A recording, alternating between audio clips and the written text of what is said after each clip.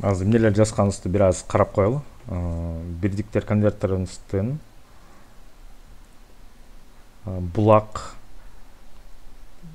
чоң бирдигин жаздык, булак бирдигин көзөнөгү, бул жерде тизмеги, бута бирдигинин тизмеги, чоңдук жазуу көзөнөгү жазылды. Эми бул жерге котор деген баскыч жазышыбыз керек, коюшубуз керек. Анын үчүн биз мындай кылабыз. Муну жаба турайын. Биринчи self convert button деп атрибут түзөлү. Self convert button деген түзөбүз. Q push button болот экен. Аталышы котор жазуусу. Анан central widgetке кошобуз аны. Self convert button clicked. Ал басылганда эмне болсун деген суроого жооп берип атабыз. Clicked connect self on convert click деген болот экен. On convert click деген өзүнчө бир метод болот. Аны о жерден жарыялап коелу. Def on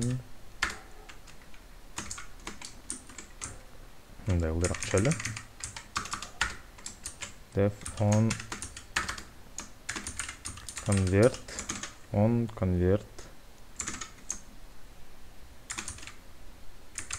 clicked self.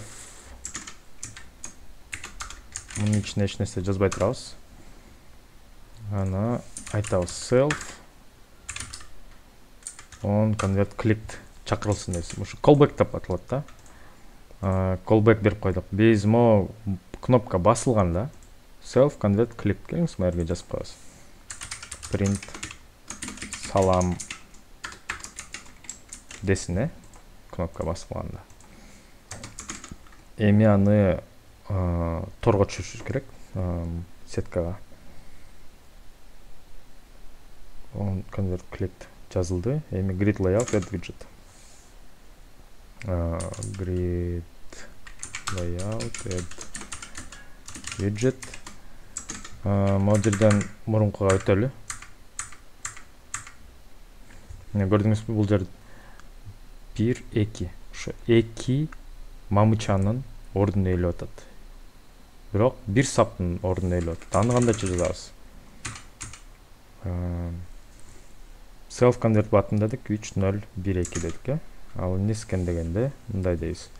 0 1 2 азыр 3-чү сап кошулуп атат. Бирок ал сапта бир эле элемент болот, мындай.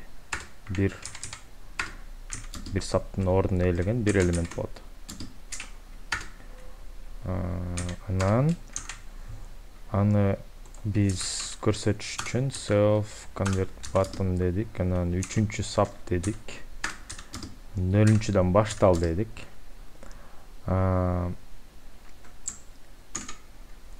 Ошондо мол суроо. Бул болсо канча саптын ордун ээлейин деген суроо. Бир саптын ордун ээлейсиң. Канча мамыча, канча колонканын ордун ээлейин дейт. 1 2-ни ээледи деп атабыз. Эми ушуну иштетип көрөлү.